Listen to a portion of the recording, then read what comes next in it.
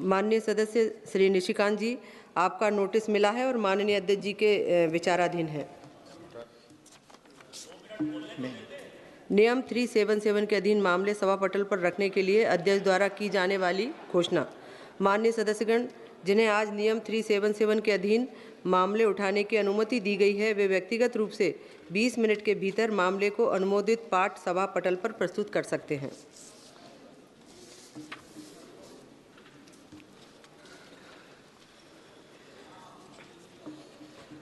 माननीय सदस्यगण, item number 17 और 18 एक साथ लिए जा रहे हैं। राष्ट्रीय खेल शासन विधेयक 2025, राष्ट्रीय डोपिंग रोधी संशोधन विधेयक 2025। माननीय मंत्री जी। स्पीकर सर, आज एक महत्वपूर्ण bill, national sports governance bill और उसके साथ national anti doping amendment bill पर मैं विषय रखना चाहूँगा। स्पीकर सर, स्पोर्ट्स बिल एक महत्वपूर्ण बिल है और मोदी जी ने स्पोर्ट्स सेक्टर में जो रिफॉर्म करा है, ये रिफॉर्म के सीक्वेंस का एक पार्ट है। वैसे भी स्पोर्ट्स हमारे देश के लिए कोई नया विषय नहीं है। स्पोर्ट्स इस देश में सदियों से प्रचलित है और आज देश में 65% पॉपुलेशन बिलो 35 है। आज यूथ हमारी एक स्ट्रेंथ है, यूथ हमारी शक्ति है। ये यूथ स्पोर्ट्स सेक्टर में बेस्ट परफॉर्मेंस करे, यूथ अपने स्पोर्ट्स के स्किल के आधार पर देश में और इंटरनेशनल लेवल पर मेडल अर्जित करे, देश का और तिरंगा का गौरव बढ़ाए, एक क्षमता हमारे देश के युवाओं में है। और स्पीकर साहब, सदियों पहले देश में युद्ध के रूप में भी स्पोर्ट्स प्रचलित था। हमारे देश में गदा युद्ध, मल्ल युद्ध, आर्चरी यानी कि धनुर्विद्या, ये सब विषय में हमारी पारंगतता थी, लेकिन बाद में धीरे धीरे उपेक्षित होता रहा। आज़ादी के बाद स्पोर्ट्स सेक्टर पर जितना ध्यान देना चाहिए इतना ध्यान नहीं दिया गया और इतना बड़ा देश ओलंपिक्स गेम्स में या तो इंटरनेशनल प्लेटफॉर्म पर, इंटरनेशनल टूर्नामेंट में हम अच्छा परफॉर्मेंस नहीं कर पाए। स्पीकर सर, मुझे बताते हुए खुशी हो रही है कि प्रधानमंत्री मोदी जी ने 2014 से स्पोर्ट्स सेक्टर में रिफॉर्म चालू करा, बदलाव चालू करा और ये बदलाव की सीक्वेंस का एक part means sports governance bill है। प्रधानमंत्री जी ने देश में स्पोर्ट्स के लिए एक इकोसिस्टम तैयार हो, उसके लिए खेलो इंडिया की मूवमेंट चालू करी, फिट इंडिया की मूवमेंट चालू करी। आज देश में 1000 से अधिक डिस्ट्रिक्ट लेवल पर, एक डिस्ट्रिक्ट में 1 से अधिक स्थानों पर खेलो इंडिया सेंटर खुला हुआ है। वहाँ युवाओं को ट्रेनिंग मिल रही है, एथलीट को ट्रेनिंग मिल रही है और एथलीट अच्छी तरह से अपना परफॉर्मेंस करते आगे बढ़ रहे हैं। वैसे ही जो खिलाड़ी हमारे स्पोर्ट्स में अच्छा परफॉर्मेंस करता है, उसके लिए खर्च की व्यवस्था करना, उसके लिए अच्छी ट्रेनिंग मिले, उसके लिए नेशनल इंटरनेशनल खेलने के लिए अपॉर्चुनिटी मिले, उसको अच्छा कोच मिले, उसको अच्छा एक्सपोजर मिले, इसलिए टारगेटेड ओलंपिक पोडियम स्किल का भी व्यवस्था करी है ताकि हम अच्छे से अच्छे स्पोर्ट्समैन तैयार कर सकें। यही सीक्वेंस का एक तीसरा पार्ट खेलो भारत नीति। आपने देखा होगा लास्ट 1 महीने पहले खेलो भारत नीति लॉन्च करी गई, कैबिनेट ने पारित करी। सारे देश में जो स्पोर्ट्स फ्रेटर्निटी के साथ जुड़े हुए लोगों ने उसकी प्रशंसा करी और खेलो भारत नीति के तहत हम 10 साल और 25 साल यानी कि जब हम विकसित भारत बनने की दिशा में आगे बढ़ रहे, तब 25 साल तक हमारे देश के खेलों को कैसे आगे बढ़ाया जाएगा, स्पोर्ट्स साइंस को कैसे आगे बढ़ाया जाएगा, मेडल टैली को कैसे आगे बढ़ाया जाएगा, उसके लिए इकोसिस्टम कैसे होगी, इस विषय पर एक विजन डॉक्यूमेंट के रूप में खेलो भारत नीति आज सारे देश में उसकी बहुत अच्छी सराहना हो रही है। यही सीक्वेंस का एक पार्ट है sports governance bill. Sports governance bill के लिए कई बार प्रयास करा गया, भूतकाल में भी प्रयास हुआ और अभी वर्तमान समय में मोदी जी ने अच्छी बात कही है कि हमें इंटरनेशनल स्टैंडर्ड का वर्ल्ड क्लास बेस्ट एक्सीलेंस के साथ हमारी तैयारी होनी चाहिए। और जब आने वाले दिनों में भारत ओलंपिक्स के लिए बिड करने जा रहे हैं, वैसी स्थिति में भारत में स्पोर्ट्स इकोसिस्टम रोबस्ट हो, दुरुस्त हो, पारदर्शी हो, अकाउंटेबिलिटी वाली हो, उस दिशा के प्रयास का एक ये महत्वपूर्ण कदम है। और जब ओलंपिक्स की बात आती है, स्पोर्ट्स की बात आती है, तब इंटरनेशनल सेक्टर भी उसके साथ जुड़ जाता है, ओलंपिक काउंसिल भी उसके साथ जुड़ जाती है।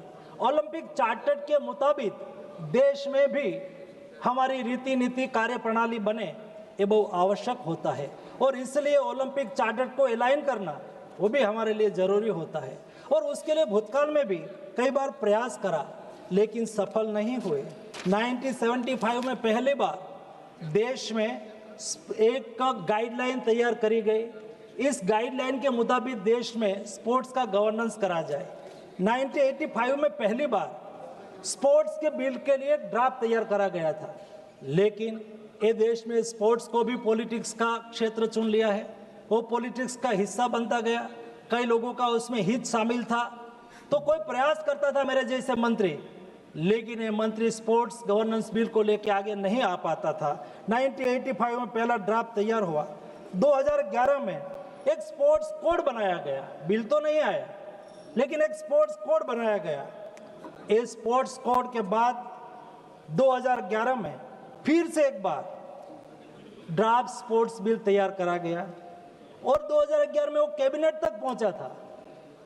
लेकिन कैबिनेट तक पहुंचे उसके पहले ही उसके पर डिबेट हो गई, इंटरनल डिबेट हो गई, और उस वक्त की सरकार उसको कैबिनेट में भी नहीं ला पाई थी। और 2013 में अजय माकन जी स्पोर्ट्स मिनिस्टर हुआ करते थे। उन्होंने प्रयास करा, मेहनत करी, डिबेट करा, डिस्कशन करा, और उन्होंने वो समझा कि कैसा भी करके हमें स्पोर्ट्स गवर्नेंस बिल लाना चाहिए। स्पोर्ट्स के लिए, स्पोर्ट्स पर्सन के हित में, स्पोर्ट्स फेडरेशन के हित में, और गवर्नमेंट एक अच्छी तरह से गवर्नमेंट, फेडरेशन, एथलीट सब साथ में मिलके देश में एक स्पोर्ट्स की इकोसिस्टम को तैयार कर सके, उस उद्देश्य के साथ उन्होंने प्रयास करा। कैबिनेट तक आया, कैबिनेट में डिस्कशन हुआ, लेकिन डिस्कशन होने के बाद वहां से डिफर हो गया, वो पार्लियामेंट तक नहीं पहुंच पाया था। स्पीकर सर, मुझे बताते हुए खुशी हो रही है, वर्तमान समय में मोदी गवर्नमेंट है। मोदी जी की इच्छा शक्ति के आधार पर मोदी जी ने तय करा कि रिफॉर्म सीक्वेंस में आना चाहिए। अभी स्पोर्ट्स गवर्नेंस बिल के बाद 10 साल का देश का स्पोर्ट्स का विजन और 2047, 10 साल में हमें दुनिया में 10वें क्रम तक पहुंचना है स्पोर्ट्स सेक्टर में। आने वाले 25 साल, यानी कि जब देश आज़ादी का शताब्दी वर्ष मनाता हो, तब हम दुनिया में 1 से 5वें क्रम में होना है। और ये लक्ष्य को हासिल करने के लिए इस सीक्वेंस रिफॉर्म के पार्ट के रूप में ये बिल आज आपके सामने लाया गया है। वर्तमान समय में जो स्थिति पैदा हुई है, आज छोटे छोटे विषय के लिए गुड गवर्नेंस का प्रयास कोई करता है, कोर्ट मैटर हो जाती है। देश में 350 से अधिक मामला कोर्ट में पड़ा हुआ है। स्पोर्ट्स फेडरेशन के इलेक्शन में, स्पोर्ट्स फेडरेशन की कार्यप्रणाली में पारदर्शिता का अभाव है, और कई ऐसे विषय है जो छोटी छोटी बात में स्पोर्ट्स को हित को प्रायोरिटी रखने के बजाय अपने हितों को आगे करते हैं।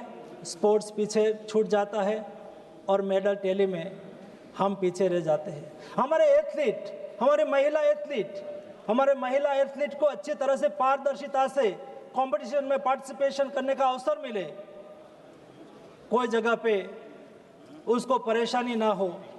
हमारी महिला को फेडरेशन में भी प्रतिनिधित्व मिले, ताकि कोई फेडरेशन में एथलीट महिला को कोई दिक्कत हुई हो तो उसकी सुनवाई करने वाली भी हमारे यही फेडरेशन की एथिक कमेटी में बैठने वाली हमारी महिला हो। ये करना बहुत आवश्यक था। और ये बिल जब हमने तैयार करा, तब हमने डिटेल डिस्कशन करा, और ये डिस्कशन हमने सारे फेडरेशन के साथ करा। हमने सभी राज्यों के स्पोर्ट्स मिनिस्टर के साथ करा। जब हम बिल तैयार कर रहे थे, 1 साल तक लंबा डिस्कशन हुआ। हमने एथलीट के साथ बैठ के उसके ऊपर डिस्कस करा। हमने देश के कोच, जो रिनाउंड कोच है, उसके साथ मीटिंग करी, उसके साथ भी डिस्कशन करा। और इंटरनेशनल ओलंपिक्स काउंसिल यानी कि ओलंपिक्स काउंसिल के साथ अलाइन, उसके चार्टर को फॉलो करना था, तो उसके साथ भी हमने डिस्कशन करा। इंटरनेशनल फेडरेशन, उसके साथ भी हमने डिस्कशन करा। और अंत में मैंने 3-3.5 घंटे तक हाई कोर्ट और सुप्रीम कोर्ट में स्पोर्ट्स प्रैक्टिस करने वाले लॉयर के साथ भी डिस्कशन और डिबेट करी। और उनके बाद ये बिल को पब्लिक कंसल्टेशन के लिए भी रखा गया। 600 से अधिक पब्लिक कंसल्टेशन के दरमियान कमेंट आई।